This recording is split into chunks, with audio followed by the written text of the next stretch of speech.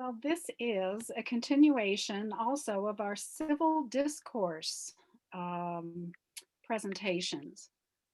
Beyond making democracy work, we have to be able to talk together. And I have to tell you, putting this together with Chris has just been amazing the last 2 months.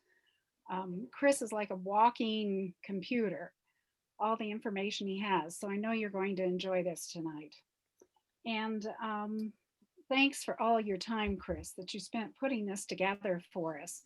Make sure that you look on our website where you might have clicked on to come on to this presentation. There are two documents about political terminology and types of governments that Chris gave to us with all types of angles to look at this.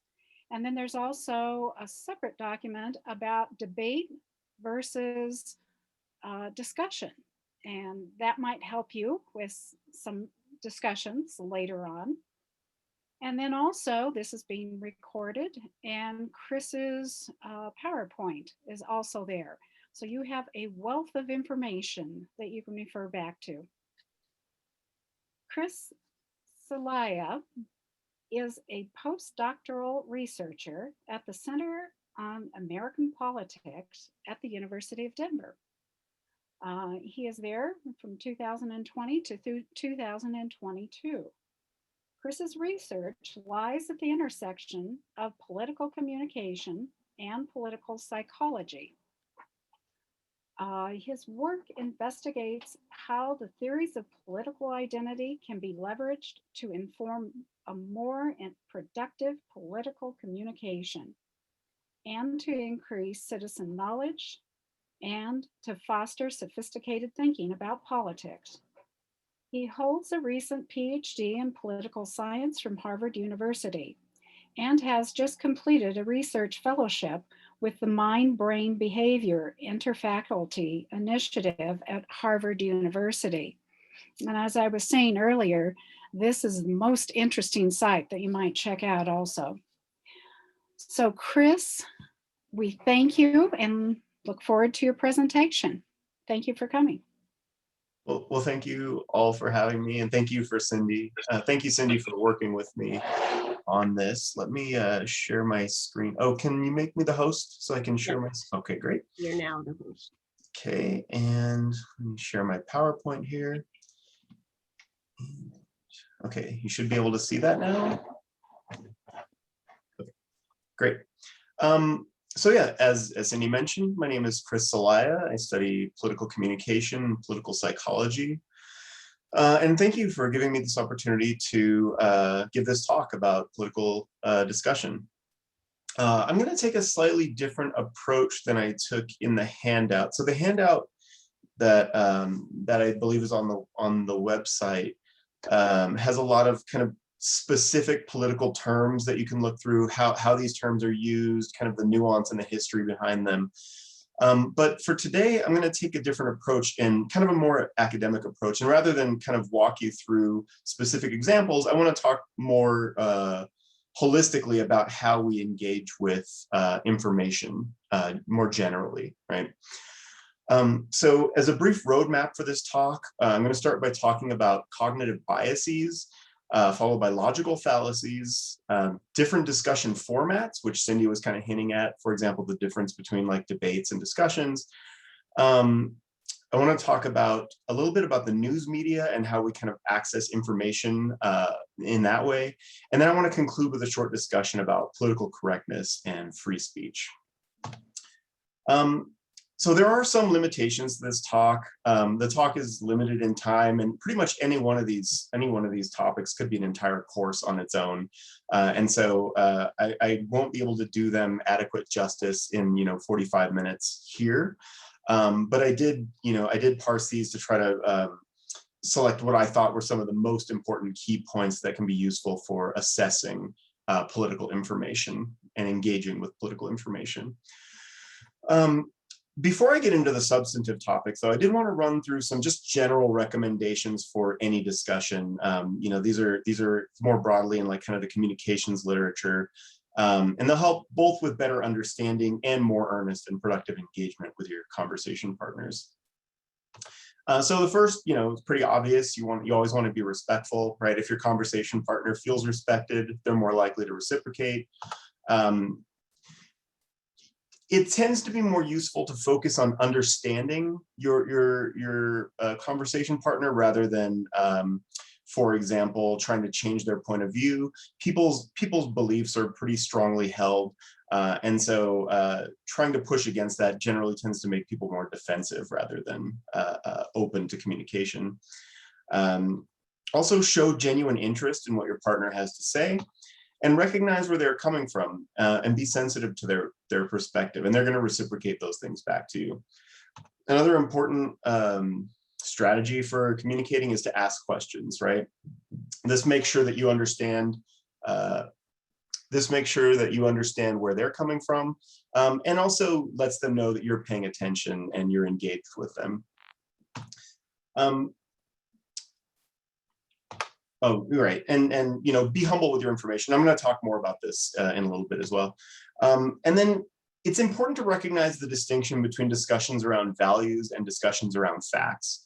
So there's this great book called Difficult Conversations that basically claims that when it comes to facts, there usually is a right answer, and arguing is kind of pointless. And when it comes to values, there's usually no one right answer, right? Because these things tend to be kind of subjective. And people hold on to their values tightly. So it's often more useful, again, to try to understand people's positions rather than to argue against them. And the added bonus, of course, is that, again, that interest and that earnestness will be reciprocated.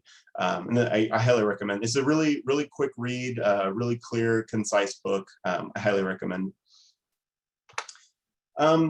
And finally, one of the main detriments to good political communication is when people get defensive, right? When you attack the person rather than discuss the issue, when you make it personal, when you include people's identity information, anything like that. So, try to avoid judgment and try to prevent defensiveness. And a lot of the different strategies I'm going to talk about today will help in that vein. Okay. And to do so, you also have to consider being tactful with your language, right? There's a difference between saying something like, "You're wrong because," right? That kind of makes it personal. That feels like a personal attack and makes somebody defensive, versus, the way I understand it is, et cetera, et cetera. So, just be aware of kind of the way that you're using words and how people are going to be responding to those. Okay, so the first kind of substantive topic I want to discuss is cognitive bias. And what cognitive bias is when you make a systematic error in judgment, right? And so cognitive biases are kind of a blessing and a curse, right?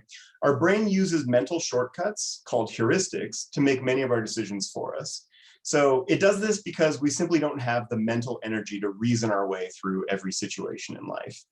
So looking at this picture, there's a good chance that one of the two paths looks more appealing than the other one, right? Even without really thinking about it very hard. And if you're someone who initially thought the sunny road was a better option, there's probably a good reason that you thought this. Maybe you were trapped in a storm at some point. You realized, I don't want to go down that treacherous path. And these types of heuristics are really useful, but they don't always work. And so you can imagine an example where, maybe over the horizon, there's a desert you're going to have to cross, and it might be useful to collect water or something along the way, that your heuristic is gonna like come into conflict with. I mean, this is obviously a stylized example, but it's not always the case that your immediate thought is the best solution to a problem, right? And heuristics are especially pernicious when it comes to this because they happen automatically, and it's hard to know when you're actually committing these types of systematic errors, right? And so, here's a small list of some of the more common heuristics. I mean, I don't expect you to be able to read these on the screen right now, but if you want to take a look at the slides, there's a link to this one. But even this is just a small sampling of all of the various cognitive biases that we're vulnerable to. And so, So there's this researcher named Daniel Kahneman, and he worked with his longtime research partner named Amos Tversky, and he's credited with the development of the field of cognitive bias. And in their work, they distinguish between what they call system one and system two thinking, or otherwise known as fast and slow thinking. And so heuristics, this kind of like automatic decision making that we do, is based on this system one type thinking, this fast type of thinking. And it's more efficient, right? It doesn't take a lot of cognitive resources to be able to use heuristics, but it's also more prone to error. Whereas system two is when you stop and take the time to really consider an issue, and you leverage more brain power to try to understand something. And the good news is that merely taking a step back from a discussion to use this system two thinking, just to think a little bit harder, can go a long way toward preventing these types of cognitive bias. But as I mentioned earlier, the resources to do this are limited, and they're taxing, right? So, and this is another book that I highly recommend. This is kind of a canonical work on these types of systems, and it's a must read if you're interested in cognitive bias. And they have tons and tons of examples of the different types in here as well. But for my talk, I've selected a few particularly relevant heuristics that we use in political communication, and I'll provide some brief advice on how to deal with them as well. So the first one is one you've probably heard of. It's called confirmation bias. Confirmation bias is an error where they'll highly rate evidence that supports their pre-existing beliefs, and they'll poorly rate evidence that contradicts their beliefs, right? All things being equal. And it even goes so far as to prevent people from looking for more information to question their own beliefs, right? To prevent this from becoming a problem, you have to be intentional and methodical in searching for counter arguments to your own beliefs. You can ask people who either have a neutral or oppositional beliefs for their perspectives to try to force yourself out of this kind of search only for what you already agree with, right? The next one is called attribution error. It's also called the fundamental attribution error. Attribution error is interesting. It basically means that we're more likely to forgive ourselves and to attribute our actions to circumstance, but to judge others and to judge the actions of others based on their beliefs or behaviors, right? So a common example would be something like, if you get into a car accident, you might blame the weather or the design of the car or the traffic laws, et cetera, et cetera, et cetera. But if someone else gets into the same kind of accident, you would be more likely to assume that they were careless or reckless, right? To prevent these kinds of errors, you can intentionally try to develop explanations, like put yourself into the other person's shoes, right? Why did they do the action? If you were that person, why might you have done those actions that they did? To come up with more explanations for people's behavior, right? To understand that, the world is complex and interconnected, and there are reasons why things happen above and beyond just, somebody's intentions. Yeah. There's also something called anchoring bias. Anchoring bias is when you base your judgments off of the first piece of information that you learn. So this happens a lot in auctioning, for example. You set a price at a certain rate, and then the negotiations will be based off of that rate. It also happens a lot in policy making. So for example, if Congress proposes a budget that's either very large or very small, the mere fact that they proposed a very large or very small budget kind of normalizes it for people. And then any kind of counter proposals that deviate too far from that proposal start to seem abnormal or extreme, right? And so the ways around this type of error is you can actively try to ignore anchors that other people set if you recognize them, of course. And you can even try to set new anchors on your own. You can also get more information to make an independent assessment rather than to base your decisions on what you heard, which can inform better starting points if someone has tried to set an anchor. This also happens all the time in political discussions about social issues. For example, many gun rights advocates want to set the anchor at absolutely no infringement on gun ownership, right? And then when you try to negotiate with them, a lot of people will fall into that trap. Will say, well, we want just a little bit, at least a little bit, right? When maybe like kind of a middling amount is more appropriate for the needs of society. Another error is availability bias. This is an error where you assess something based on whatever comes to mind first. This is also somewhat similar to anchoring. Um, and related to this is also something called availability cascades, right? And so this is, you've probably heard the term echo chambers. This is basically the reinforcement of beliefs based on people kind of making these things more available to people's, availability bias, right? And so, people will talk about something more, it'll become more available for people when they try to think about political issues. That availability makes them talk about it more, and it creates this downward spiral, right? Where these echo chambers are actually having a huge effect on the ways that people think about political information. So it can help to engage with multiple different perspectives, again, rather than to stay inside of these echo chambers. But it can be even more effective to develop more considerations on your own than just to accept the first thing that comes to mind, right? Again, it's this using this system to kind of thinking like, stop, take a step back. I know my initial impression was this, but what are some other ways that I can think about this issue? Compounding these biases is something called the streetlight effect. The streetlight effect means that we're just more inclined to look for information that's easy to find, right? So as you can see in this comic, the character is looking for their quarter that they lost under the streetlight. This is where it got its name, because that's where the light is, even though the character admits they dropped their quarter a couple blocks away, right? So the idea is that we just don't, we're not willing to search where it's hard. And again, with many of these, the solution is to put more effort in, take a step back again, slow down, use some deliberate thinking. So for example, instead of reading just a news headline, read the whole news article, supplement that information with, going to a campaign website or getting information outside of the news. And we'll talk about the news later as well, of course. The halo effect is an error where we think someone will be good at something in one setting because they're good in an unrelated setting. So, again, the solution here is to think harder. Ask yourself, is a business person really qualified for government office? It can be easier if you affirm the thing that you like about the person when considering the fitness for a new role, right? So I might say something like, I love Dwayne Johnson in movies, right? But I don't think he's qualified to be president. That allows me to maintain my preferences for this person without necessarily, making this type of error, right? It allows me to have the same affect without making an error. And finally, and this is this is kind of an honorable mention. This is called prospect theory. I've included this because this actually was one of the findings of Daniel Kahneman that I mentioned earlier. And he actually won a Nobel Prize in economics for his discovery of prospect theory, which is really simple. It's basically no more complicated than the graph you see here.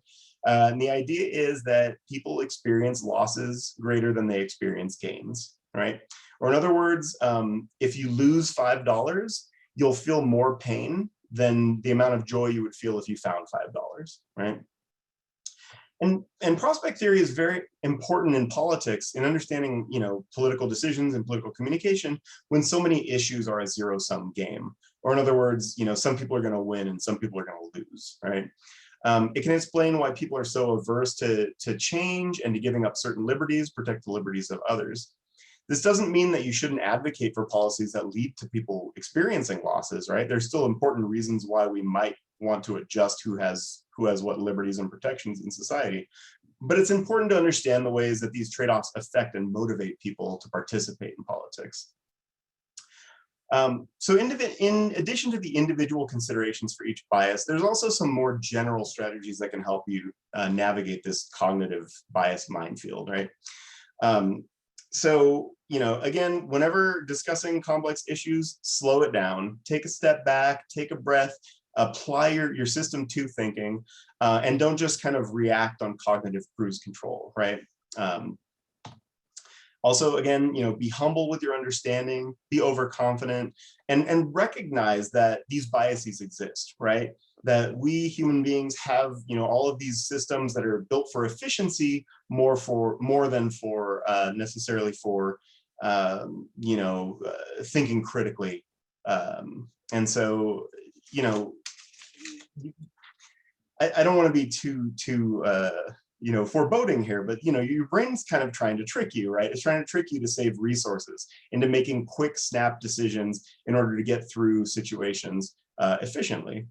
But the other thing I'll say is, again, this is not a comprehensive list of biases, as I showed you with those images before, but the internet is full of lists of different types of biases and strategies to combat them. But I would say most importantly, recognize that we have these potential biases in ourselves, right? And seek to address them in yourself before trying to apply them to other people, right? Well, yeah, okay, I'll leave it at that for now.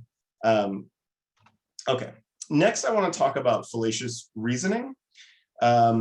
Fallacies are basically logical errors in reasoning. They can overlap with biases, but they can also be used intentionally to dishonestly win an argument, right? And they're problematic for several reasons. They can lead to a general breakdown of communication, both because they misrepresent arguments, but also because they upset people, right? People recognize when people are being dishonest, debaters or conversants, and it can, turn them away from good communication. But more problematically, they can lead to the spreading of faulty information and ultimately harmful actions or policies, such as the January attacks on the US Capitol. And as with the biases, I've selected several fallacies that are related to political communication that are found commonly in political communication that I'd like to talk about here. The first is called a straw man argument. A straw man argument is a fake argument that nobody actually proposed. It's usually an exaggerated argument that's very easy to knock down, making the alternative seem more reasonable than it might actually be, right? So an example of a straw man would be saying something like, Democrats want to eliminate free speech, right? Where it might be more accurate to say Democrats think there should be social consequences to antisocial speech or something like that, right? Not exactly, wipe out free speech. That's a really easy argument to knock down, right? So in order to avoid making a straw man argument yourself, restate the argument of the person you're talking to make sure you're representing them fairly, right? Sometimes it becomes really easy to say, oh, you just want this horrible thing to happen, when that's not necessarily the case. That's not necessarily what the person you're talking to is advocating for. And to prevent yourself from being strawmanned, restate your own position. Make sure that the other person understands your position. Ask them questions like, do you understand what I'm arguing here? How do you understand my argument, right? And that'll prevent them from being able to manipulate what you're saying. Well, hopefully. A red herring is a strategy to divert attention away from a topic to avoid continued discussion, right? So an example of this is when you're discussing one issue and your conversation partner deflects and asks you about a completely different issue. If you're really well into a discussion about free speech and your conversation partner's like, well, yeah, but what about gun rights? They're just avoiding the conversation. You want to try to keep them on track, right? And so, for your own sake, you want to stay on topic. Again, make sure you're not doing the same thing. And to prevent someone else from doing this, you'll also want to keep them on topic. But again, you have to be tactful with the language that you use, right? You can suggest that the new issue can be a new topic for conversation later. You don't want to dismiss it outright by saying something like, oh, you're using a fallacy, you're a bad arguer and therefore a bad person or whatever, right? You don't want to use your own fallacy here. So you say, okay, that's a different issue than what we're talking about right now. We can talk about that later. Let's finish this conversation we're having right now, right? Next is a false dichotomy. A false dichotomy is when someone presents an issue as having only two outcomes or options when there are actually more, right? So here's a quote that serves as an example that says, the contest between capitalism and socialism is over, capitalism has won, right? If you've read I know it's giant wall of text handout that I sent out, I have a bit of a discussion in there about how different elements of socialism and capitalism permeate every country on earth, right? And so it's not necessarily that you have to be one or the other. There's definitely an admixture of these things prevalent everywhere in the world. Um, okay, so in order to prevent yourself from making false dichotomies, you can try to ask yourself, what might a middle ground be, right? And you can ask the same thing of your partner. If your partner says, well, it has to be either communism or capitalism, or whatever you want to say, you can ask, well, what would happen if you had a system that had some of A and some of B, right? Is there a middle ground? Like, how, these things are large, complicated, multifaceted systems. Can't you pick and take from each of them and try to work it out that way, right? Okay, equivocation happens when someone uses ambiguity. Ambiguity is a form of wordplay to mean one thing in one context and another thing in another. So for example, the term bias itself can mean two things. It can mean a preference, such as a bias for brownies over cake, or it can mean a logical mistake, like we've been talking about above with the cognitive biases. So one way that people equivocate about the word bias is they try to discredit academia because it has a liberal preference bias, right? Or in other words, for example, academia has a strong preference for multiculturalism, right? But they try to twist that to mean that academic research is systematically error prone, which is the other meaning of bias, right? And so they're equivocating about the meaning of bias. But in fact, academic research is some of the best, one of the best sources of information that we have, right? The scientific method is applied fairly, it's peer reviewed. And the one thing I like to point out about academic research is bad research is the lowest hanging fruit in academia, right? The main kind of impetus, for success in academia is to get published. And the easiest way to get published is to refute a bad paper, right? So there's an incentive structure in academia to keep things honest in that way. And so while there may be a preference bias in academia, there's not very much of a systematic error bias, and certainly not compared to any other information generating organizations. Of course, I have a preference bias for academia, so I'm take what I'm saying with a grain of salt. For your part, be consistent with your definitions. It can also help to define the terms you plan to use ahead of time, right? To kind of obviate these potential problems. Say, when I say democracy, I mean, systems like this, right? If someone else is equivocating, you can tactfully point out that, for example, oh, I would agree with you if I was using that definition of the term, but I'm actually using this definition over here, right? So give them a little bit of credit saying, yeah, you understand correctly in the context of that definition. But if we think about it the way I'm thinking about it, using this definition, then my argument has different implications or something like that. The next is also pretty common. It's an ad hominem attack. This is just attacking someone's character in order to attack their position. So an example of this was Donald Trump nicknaming Joe Biden Sleepy Joe to try to undermine his presidential campaign. For your part, stay focused on the issue, not the person discussing the issue. Even if you're discussing a person, stay focused on the person's behavior, even if you think their behavior speaks to their character, right? Ultimately, you want to talk about issues. You don't want to cast judgments on people. Usually, I mean, there are times when that's appropriate. For example, in the judiciary, for example. But for the most part, I'm trying to give you advice for talking about political issues, right? Not political actors. And in order to do that, stay focused on the issue and not on the person. And if someone is using an ad hominem attack in a discussion with you, it's okay to let them know that those attacks don't really undermine your argument, right? Whether they're attacking you or whether they're attacking somebody that you're talking about, you can say, well, you're right. It's bad that such and such, practice infidelity or whatever, but that's irrelevant to like the policy that they're proposing now. Right? You want to assess the policy on its own terms, even if the person who proposed it, has some skeletons in their closet. And finally, I just want to run through a few more fallacies that are important to be aware of. I'll go into less detail about these, but if you have any more questions, you can ask them in the Q&A. So the ecological fallacy is when you make assumptions about an individual based on the group that they belong to. So an example of this is the claim that all Republicans are racist, right? All groups of people are diverse, and you can't get a reliable understanding of a member of a group from the average of a group, right? And so you have to take individuals as individuals. The next is a slippery slope. A slippery slope is a claim that if a certain action happens, it will spiral out of control. Kind of an egregious example of this was the often repeated claim that if same-sex marriage becomes legal, it would lead ultimately to like bestiality becoming legal.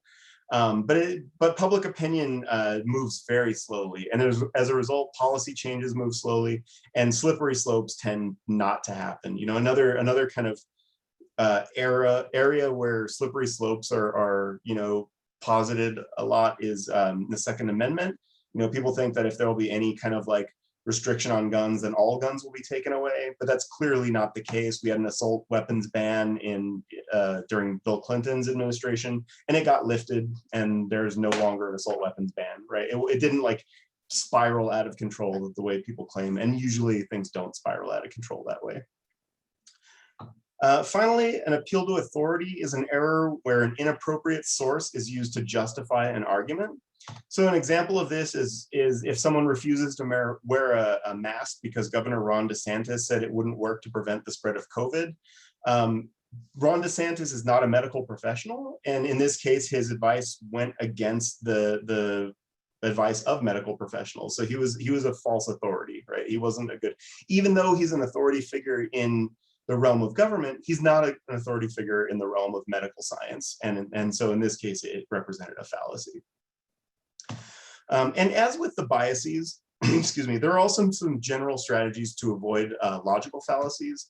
Again, ask questions to make sure you understand what the person you're discussing with is saying. Also, try not to make it personal, stay on topic, avoid being judgmental.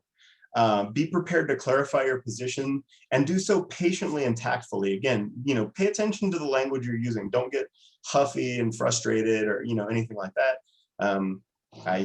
I know it's difficult. I tend to, get exacerbated when I'm trying to talk about politics. But again, slow it down, understand, try to understand where someone's coming from, and make yourself clear. And the other thing is to structure the conversation ahead of time. And that's what we're going to talk about next. And I think this is probably one of the most important things you can do in order to have good political communication, right? So it's important to note that there are different kinds of conversations. And depending on the type of conversation, expectations about the purpose of the conversation and the roles of the participants and even the meaning of the content that you're discussing will change, right? So for example, in a debate, the purpose is to win and the role of each participant is as a competitor, right? The purpose of a lecture is to teach or to learn, and the role is as a mentor or a mentee. In the deliberation, the purpose could be something like to generate new ideas or to innovate solutions to problems, and the roles are as collaborators, right? So there's this really excellent article that I really love. It's not an easy read, but it's called A Theory of Play and Fantasy by Gregory Bateson. And in it, Bateson expands on this idea of meta communication, right? Or in other words, the idea that the type of interaction that you're having itself has consequences for the words that are being spoken. And he began his inquiry by, this is why this picture is here. He began his inquiry by studying animals and noticed that, animals use the same symbols for playing and for fighting, right? They bare their teeth, they raise their hair, they take aggressive stances. But he said that the animals recognize this meta communication. They know that the format of the interaction is play versus fighting. And it's the same with humans. If humans know that they're in a debate, they're going to act differently and have different expectations and different roles than if they're within a deliberation, for example, right? And it's also important to note, oh wait, did I skip my, oh, 1 second, sorry, I got lost on my notes. Okay, okay, the good news is that the type of conversation you have can be negotiated, like every aspect of the conversation can be negotiated ahead of time, right? And so you can work out what the purpose of a conversation will be, such as, to reach compromise or to solve a problem. You can set the tone, such as promising to respect your partner and asking for respect in return. You can set the pacing and the responsibilities, and on and on and on, right? And this is also true of your role in the conversation. So most of the communication breakdowns I've seen basically result from both sides thinking that they were the mentor and the other side the mentee, right? I'm going to teach you something, you're going to learn from me, and then you're going to be right. And this can be avoided if you explicitly negotiate this ahead of time. You know, if you set the tone, set the type of conversation, you can say, okay, look, I have something to contribute, you have something to contribute. Let's see if we can benefit from each other, rather than, hey, teach me something, or I'm going to teach you something, or et cetera. Or you can explicitly say, hey, I have information about this subject, I'm going to teach it to you. And as long as the other person agrees to that, that's fine. But setting these expectations ahead of time is dramatically important for productive conversation. Okay, but because of all the biases and other forms of emotional reasoning we talked about already, it's often important to take a step back from the conversation and to assess whether the conversation is on track, even once you've negotiated it, right? And it's okay to like take a moment and to reset, or even to make changes based on, you know, what you can renegotiate what's going on. And it's also important to recognize the pre-existing roles a person might have that you're speaking with. You know, do they have a particular history with this issue that might give them particular perspective? Do they represent an identity or an interest group that you might need to be aware of? And even if you negotiate equal roles in a conversation, this doesn't mean that every person is equally knowledgeable about an issue. So maintain a humble sense of your knowledge and a genuine interest in what your partner has to share. Because if you ignore these realities, you know, a collaborator can turn into a competitor really quickly, right? And it's also important to note that meaning is socially constructed. You know, what the purpose of your conversation means, what your roles mean, and what the content of your conversation means, they're all negotiable. And these meanings change during the conversation. And that's not necessarily a problem, right? Sometimes, you know, you and your partner can agree to these new meanings, and it can actually be lead to a more productive conversation once you've kind of like gotten into the swing of things and discovered what you actually want to get out of the conversation. As with cognitive biases, there are also boundless lists of logical fallacies and strategies to, sorry, yeah, we got lost again. Okay, right. So there are boundless lists of different strategies to recognize and avoid, you know, these types of errors. But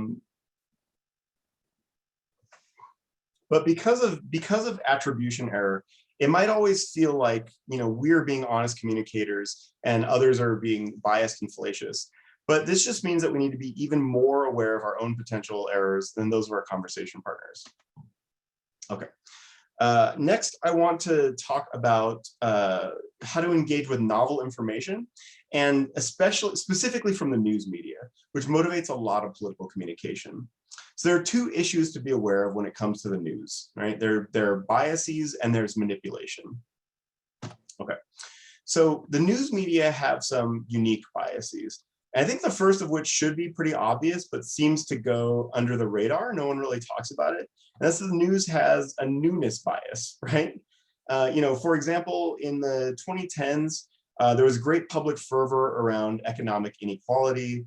You know, you had these like 99% marches and movements, and this was very prevalent in the media. And, you know, not much has changed in terms of economic inequality. I mean, because of COVID, it's gotten worse, but that's, you know, that's an exogenous factor. But even though this is still a concern today, the news is now much more focused on COVID-19 and, you know, attacks on democracy and things like that. And that's not to say that these aren't important issues, they are, but if you only got your information from the news, you would no longer think that economic inequality was really a big problem, right? And this and a lot of these other biases are the result of the fact that the media is a for-profit organization. People aren't going to tune into the same old story over and over again, right? And so the news kind of has to keep innovating, it has to keep coming up with new information. But again, that kind of gives you a picture of America that's very limited in time, right? Um, the other thing is, because people are more receptive to negative news, this also creates a profit incentive for the news media to report on negative news, right? Yellow journalism is the term for this. You know, the common phrase is, if it bleeds, it leads, right? And people are also looking for sensational stories. So the news is going to focus on, you know, everything that's sensational and negative, and it rarely focuses on the bland, the long running, and the unprofitable issues, right? Also, potentially pernicious are the ways that the media manage their information. And there are several strategies that the news can use to shape stories how they like, right? So the first is called framing. Framing an issue is presenting it from only a certain point of view. So for example, a conservative frame around universal healthcare would only focus on the costs. A liberal frame might focus on the inequalities of the current system, right? And based on how issues are framed, experimental research has actually shown that you can convince people to take different stances on an issue merely by focusing on one frame or another. Priming is similar to framing in that it selects which issue is associated with a person, such as a political candidate, to affect how you think about that candidate. So for example, an anti-Joe Biden news source might want to link him to his past votes on busing and desegregation, whereas a friendlier source might only focus on his successes on like environmental issues or something like that. Agenda setting goes hand in hand with the biases that we talked about above. And this is the media's ability to decide what to put in front of you, right? The media has a lot of power to determine which issues are important, where political cleavages were formed, and to influence public opinion and ultimately to influence politics, right? The news media can also selectively include or leave out context to an issue to affect the way people think about an issue. For example, during the Hillary Clinton email scandal, the news media were really quick to sensationalize Clinton's private email server while never really mentioning how big of a problem it was. So I was in the Army in 2005 to 2009, and I did a lot of work on confidentiality and security issues. And from where I'm sitting, what she did was like a slap on the wrist offense, right? This isn't, I've seen people do a lot worse and just get a warning and say, hey, be more careful with your data or things like that. But the way the news tells it, this is the biggest, juiciest, scandal to delegitimate a presidential candidate, since Watergate or whatever, right? So context matters, and the news has choices on when they can include or leave that out. The media can also insinuate something by not actually, without actually saying it, by just quoting someone else saying it. And similarly, they can insinuate by posing questions rather than saying something outright. So an example of this is Fox News did this constantly when they were like demanding Barack Obama's birth certificate. They weren't outright saying, well, they weren't always outright saying that he wasn't a citizen, but the implication was, hey, is he a citizen, right? And by implication, this served as a dog whistle to the viewers to say, hey, he's not a citizen. And then, of course, more kind of nefarious news organizations either create themselves or they'll share doctored videos to misrepresent people or issues. So you've seen these shared videos that make political leaders look like they're drunk or somehow like cognitively impaired. And of course, the most unscrupulous news sources can share lies. Thankfully, as with the other topics here, there are helpful strategies to navigate these potentially treacherous waters, right? So you might consider subscribing to a variety of different news sources with different audiences and different incentives to get a better sense of the debates going on in the media. This will expose you, for example, to like different frames and different priming. And so even though it doesn't like stop framing and priming from happening, you get a sense of how information is being primed in different ways, which can give you a more holistic view. But you can also rely on non-news information, right? You can read academic articles, you can watch C-SPAN, you can get involved directly in politics. There are a number of ways that aren't the news to be able to get your political information, right? And even civil society, talking to people about, their engagement with politics, et cetera, et cetera, et cetera. A lot of news can just be dismissed fairly easily. A lot of news sites will say, in their about section, hey, we have a conservative viewpoint or a liberal viewpoint that might implicate them with some bias, for example. Sometimes it's very clear that news organizations are just looking to be sensational without providing much content. So sometimes just on the surface, you can tell, that some news articles are not really substantively worthwhile. There's also great options to fact check most political issues. So there are sources like factcheck.org, PolitiFact, et cetera.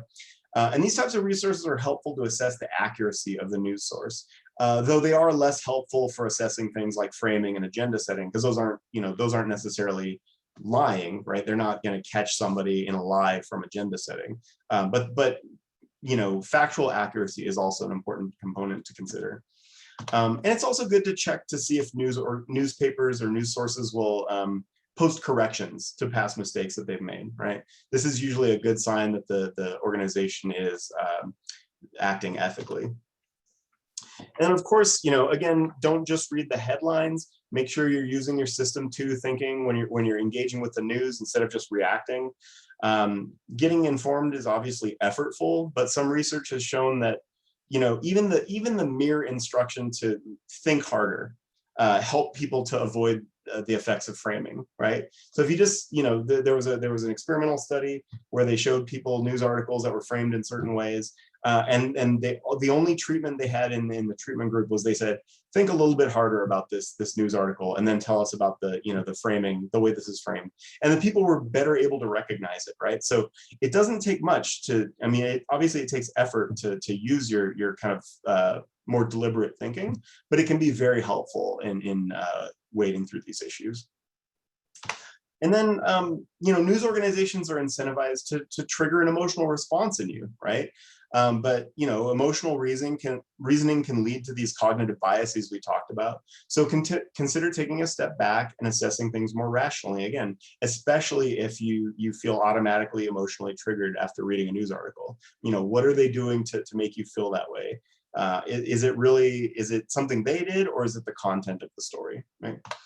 And finally, there's a lot of options online for learning how to spot fake news, such as this one developed by New York Public Radio. But these types of processes for identifying whether or not news is accurate are really helpful. Okay. And as a last note on the news, I did want to point out that it's important to note that not all news is manipulative or biased or fake, and a lot of good novel information is generated by the news media, right? Because the news is hungry for scandal, it's also particularly good at investigating and reporting on political corruption, and it's been deemed the fourth estate, or in other words, like kind of the fourth branch of American government, as it comes to both checks and balances and influencing public opinion. And for the most part, the major news sources are highly accurate, ethical, and thorough. So I don't want to get everyone too down on news, but just to be cautious about these potential ways that the news can shape information and the kind of incentive structures that are built into the news as well. Okay. Finally, I want to briefly talk about political correctness in the US as it applies to political speech, and specifically to address the question of whether political correctness has gotten out of control. So this will be kind of like a mini case study, and kind of similar to what I did in the handout that I provided. So one thing to note is political correctness is prevalent across the ideological spectrum. It's not a liberal or a conservative issue. But what is politically correct on the right is often very different from what's PC on the left, right? So the political right is more likely to think that challenging the status quo is politically incorrect, whereas the political left often thinks the same thing about maintaining the status quo, right? So a more specific example would be the political right chastised Colin Kaepernick for kneeling during the national anthem as a protest for change, whereas the political left has chastised Tucker Carlson for his claims that third world immigrants are trying to replace the current electorate, right? So, or to challenge the status quo. So we want to ask, are these efforts to mandate political correctness a threat to democracy? And I think to assess this, we kind of need to consider the purpose of free speech and political speech in the first place, right?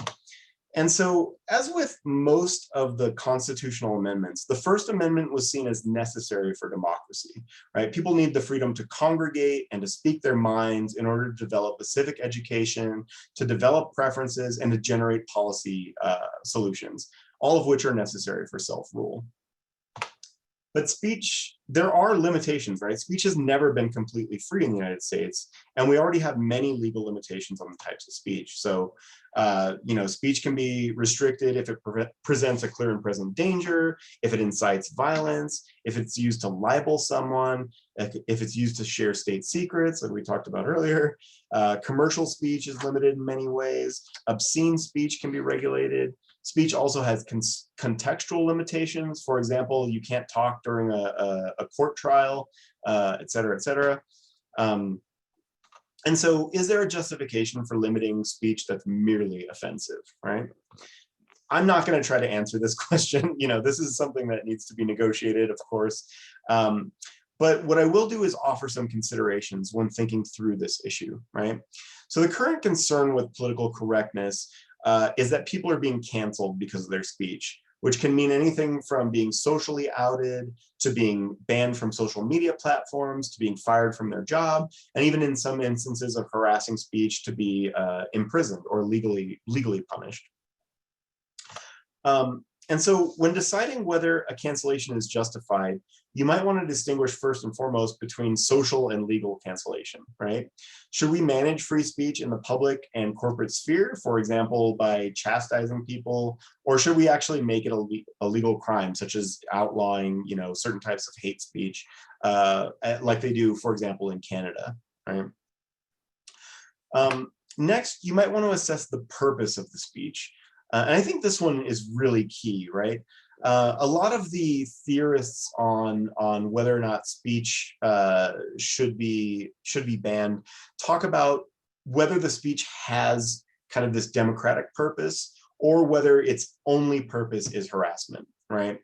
Does the speech serve the democratic function of developing preferences, providing civic education, or pushing democratic innovation, which is kind of like the justification for the First Amendment in the first place? And if it doesn't, if it only has this character of being used to offend or harass, is it still worth protecting? Next, is the political correctness of speech still in flux being negotiated? Or is its purpose cemented in centuries of historical use? Like, do we still need to learn more about 100-year-old racial slurs, or is there enough agreement that they serve no democratic purpose? Alternatively, is the speech that's still ambiguous and still in need of social consensus such that continued negotiation is warranted, right? Negotiating what is and is not acceptable seems useful and appropriate, but we want to ask the question, how long should these negotiations last, right? And finally, cancellation can mean silencing someone either socially or legally through severe consequences, or it can simply mean that politically incorrect speech is no longer given a megaphone, but is otherwise without consequence. So there's a difference between the right to say what you want and the right to an audience, right? And free speech is one of the many current political cleavages in the United States today. And to be productive on this and other complex topics requires understanding, empathy, negotiation, respect, all of these other kind of recommendations that I provided in the rest of the talk. But I guess my point here is that, like with all the examples on the handout I sent out, this speech exists on a range of considerations that you'd want to make, and it's not you again. You want to avoid this like kind of false dichotomy thinking about free speech. Otherwise, again, little progress is going to be made, and collaborators are going to become competitors, right? Okay. So it's probably clear by now that I do err on the side of negotiation for most of these things.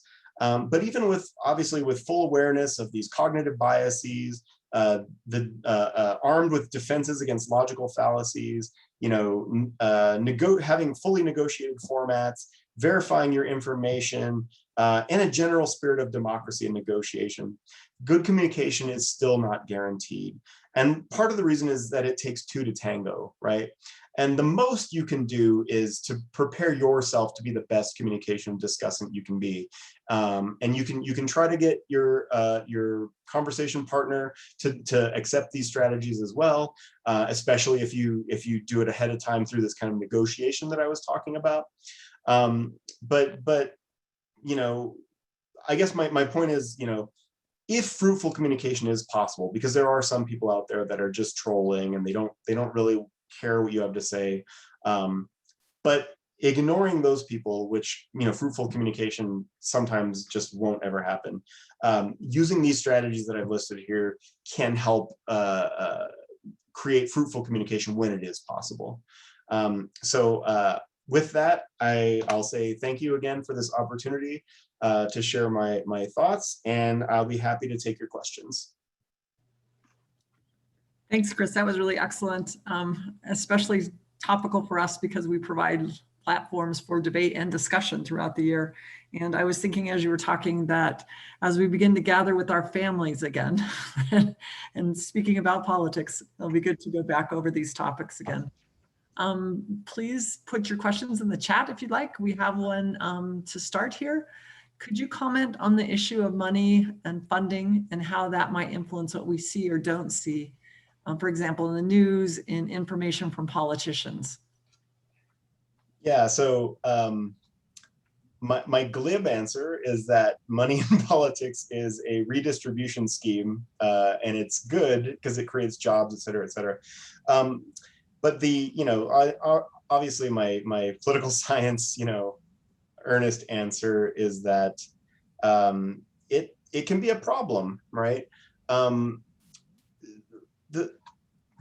There's this weird discontinuity between kind of the way that, I guess, the way Citizens United was ruled, right? Which is and the way that kind of like PACs are able to spend in the first place.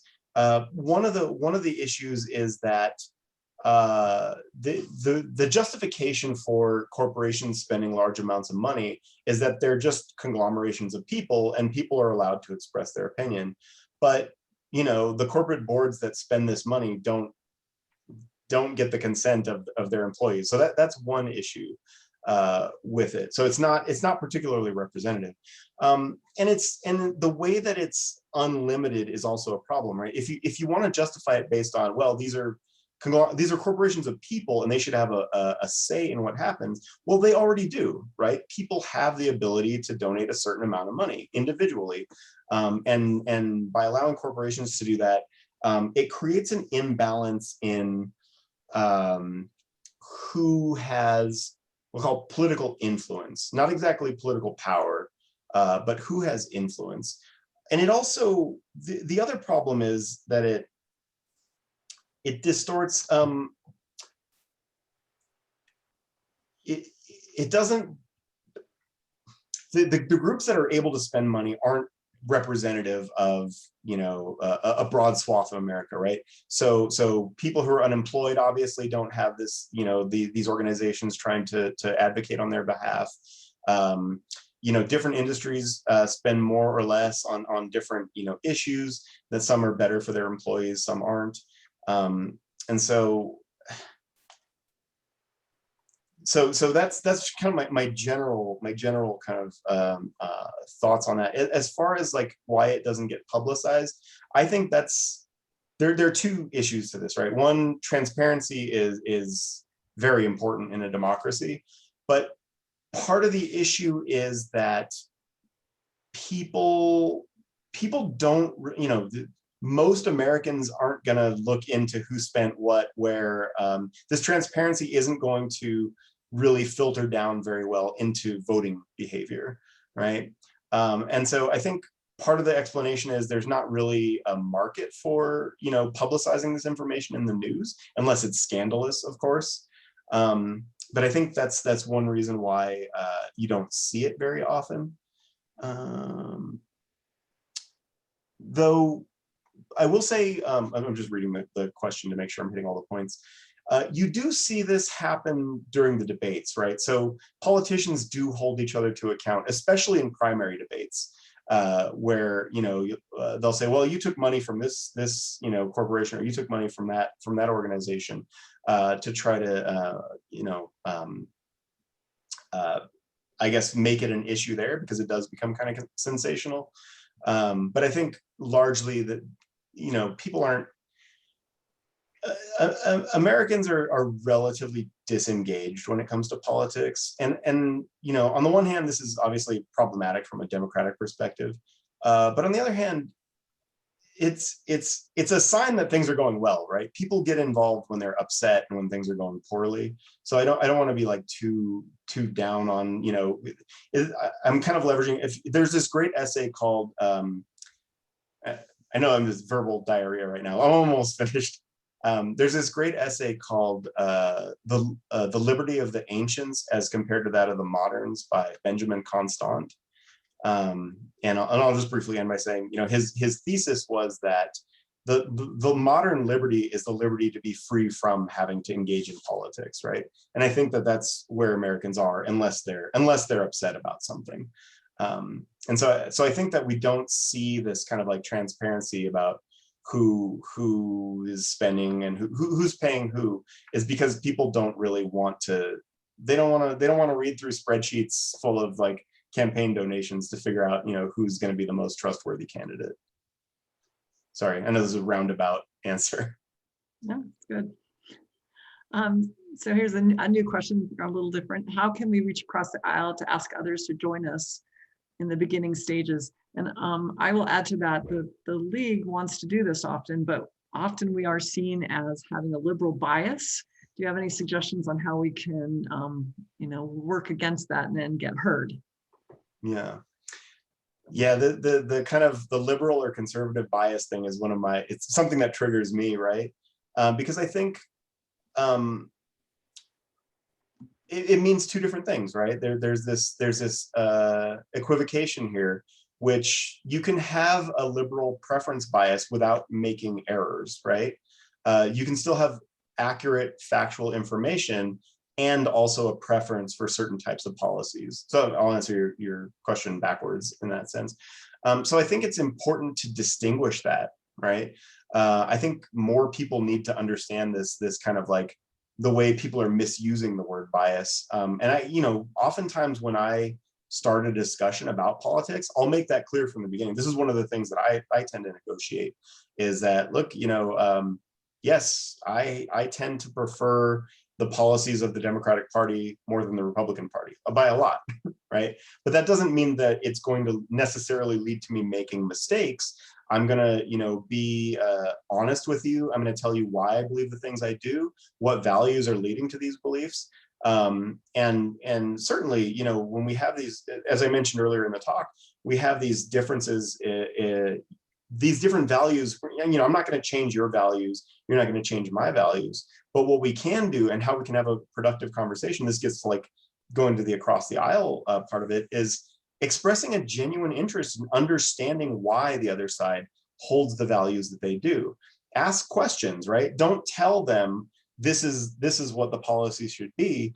Ask them, why do you think the policy should be that way? And don't ask it in a leading question kind of way, but genuinely say, oh, okay, here are my values. This is why I support this policy. Let me understand your values, so I can understand why you support that policy. And maybe if we better understand each other's values, we can come up with a compromise that benefits us both, right?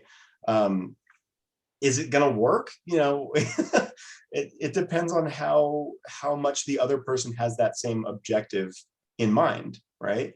And if you do this kind of like pre-negotiation of the conversation beforehand, and you can kind of discover what their purpose is, right? If they say, well, I just want to understand why, liberals are so, judgmental or something, then, trying to get to a consensus about what a good policy isn't really going to stem from that type of conversation, right? But if you go in ahead of time and you structure the conversation, right, and negotiate it, then I think that's probably the best way to get at this information.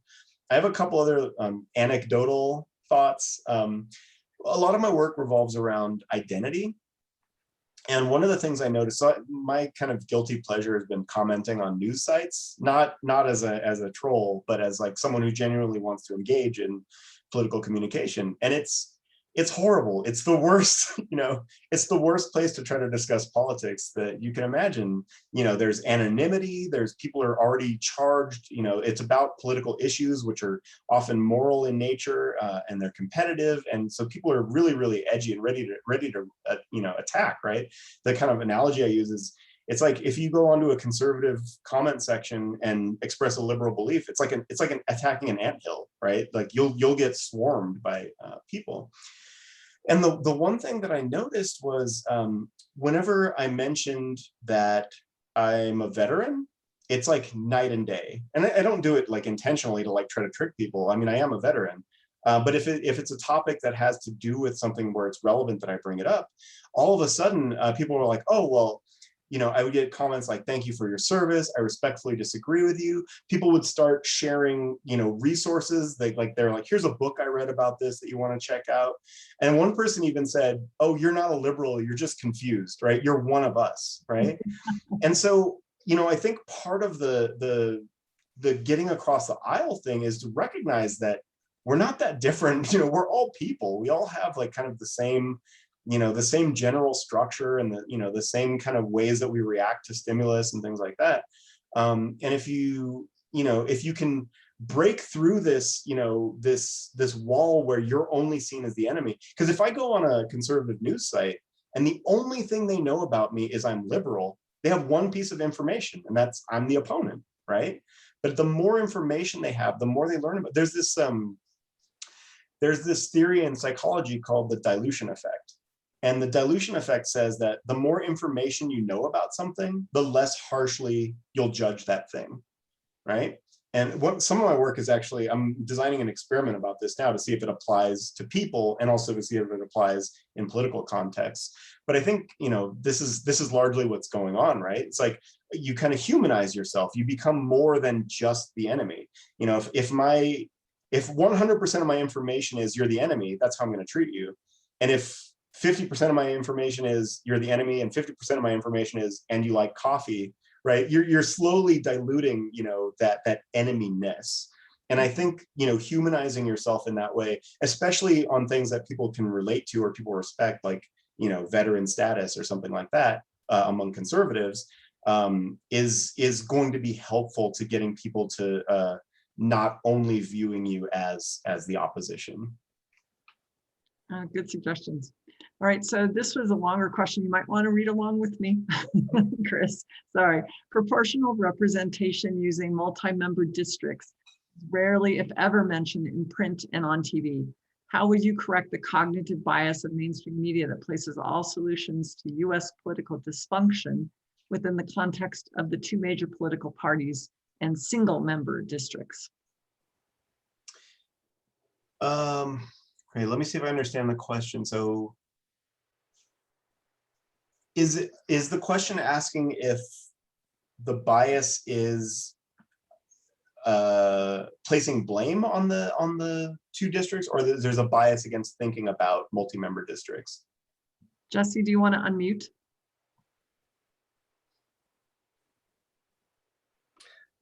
The question is that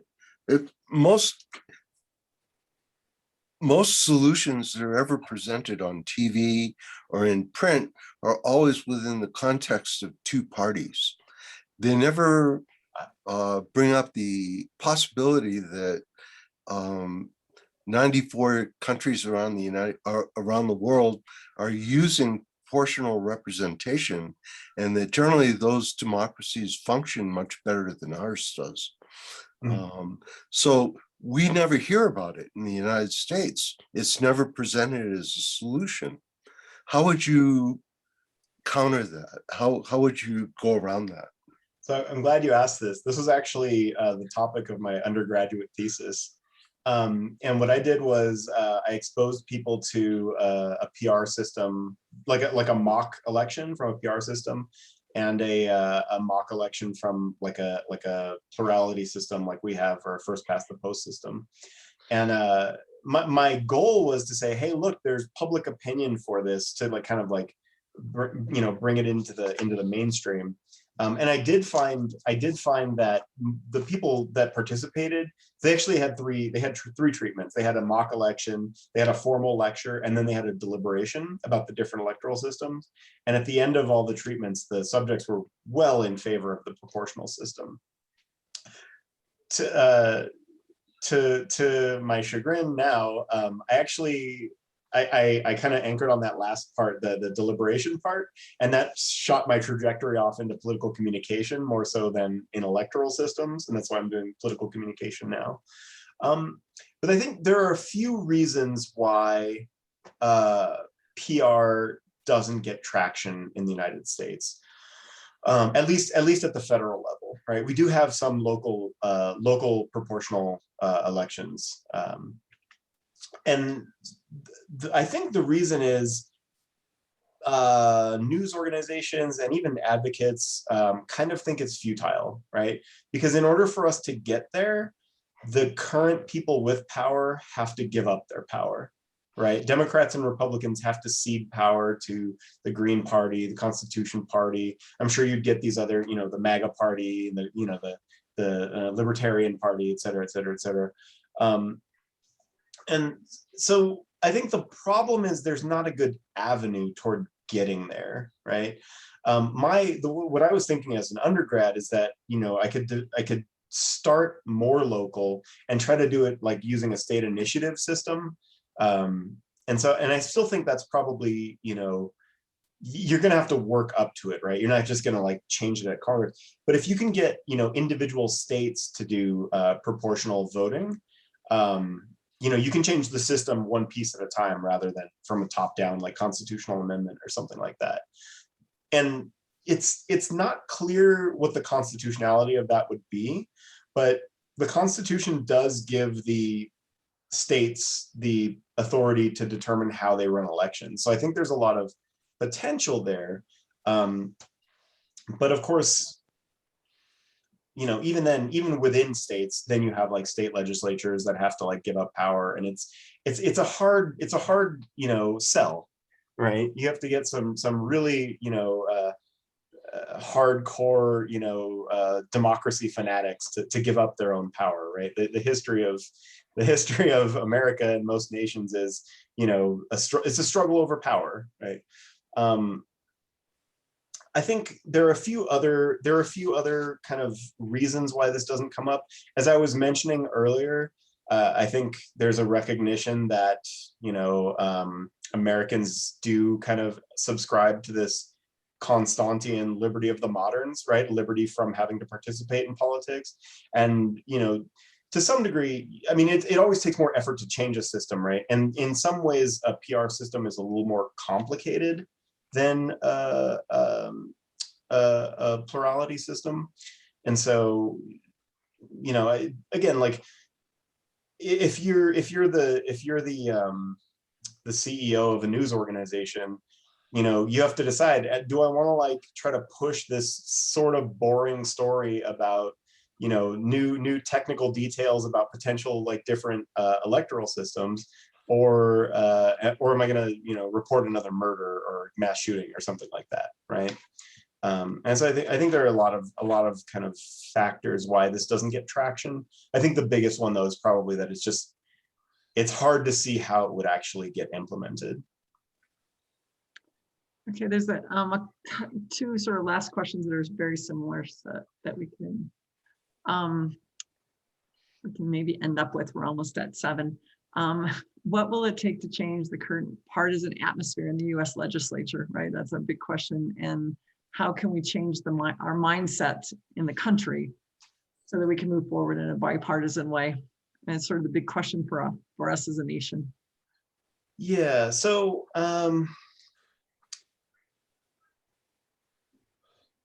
I think for me, the thing that I'm most optimistic about are these new kind of like democracy enhancing bills. I think part of the reason that we have such an imbalance across the parties is because we have imbalances in our democracy, right? So we have we have this kind of small state bias in the Senate has become like a de facto Republican Party bias in government.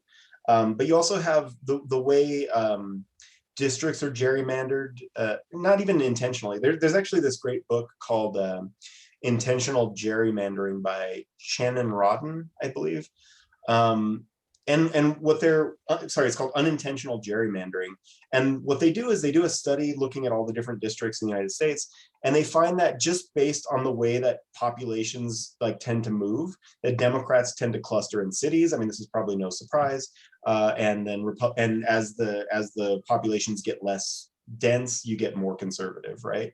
And this ultimately means that there are more districts that are packed with Democrats, which means that their vote kind of gets diluted a little bit. And so there are a couple like major biases that allow the Republican Party to be somewhat more extreme than they would be if it was a more kind of directly democratic system. I mean, the Electoral College has these kind of like weird artifacts. And I think kind of removing that ability to be so anti-democratic, and I'm not saying that it wouldn't work the other way for Democrats. I don't want to like single out any particular party or anything like that, but the current system is allowing for the Republican Party to be further from the median voter than the Democratic Party is, right? And so it creates this kind of imbalance. And a lot of the two major bills, one 2018 HR1, the House, passed the, HR1, which was a democracy enhancing bill. And it's something that's on the table again right now. I think those types of things, if you can make the system more fair, you can at least bring, these imbalances kind of back into balance that they were before. But there are other factors to consider. New media is kind of a problem. Social media is kind of a problem, right? For these kind of availability cascades that I was talking about. And so it's not just at the government level, right? It's at the individual level too, where people are kind of like separating as well. These massive social media organizations are starting to self-regulate to try to reverse some of these trends. This isn't really my field, so I don't have any sense of whether or not it's going to be enough or whether Congress is going to, do anything about that. But as it stands right now, these kind of like siloed avenues of information are leading to the problem. I mean, again, like a lot of my time is spent on social media and on news media, commenting like, so these are the trenches that I'm fighting in. And these are informing a lot of these kind of like strategies that I'm presenting here. I think you can sometimes have productive communication even in these horrible environments. I say horrible, kind of. I don't want to be too dismissive. I mean, there's a lot of great stuff that's come from new media, but political communication is not one of them. There's other kind of like structural changes that have happened that have led to this kind of increased polarization as well. I mean, starting with kind of the all the way back in the progressive era in the late 1800s, early 1900s, you start to see kind of like more, I guess, less party control on who the candidates were for office, right? You had like these party machines kind of breaking down and the parties became more democratic, but kind of the unintended consequence of these democratized party primaries was that you get more and more extreme candidates being selected in the primaries, right? So there are a lot of, different avenues to try to address kind of polarization and gridlock. It's a huge, massive interlocking problem. But I think there are again, like these democracy bills, efforts to speak better. We on a small scale, at least, we can individually make communication better for interpersonal, reaching across the aisle, at least. But there are a lot of kind of factors contributing to what's going on right now. Okay, great. I just want to mention Jesse put a couple of links in chat you might want to check out. And Cindy, do you want to finish us up?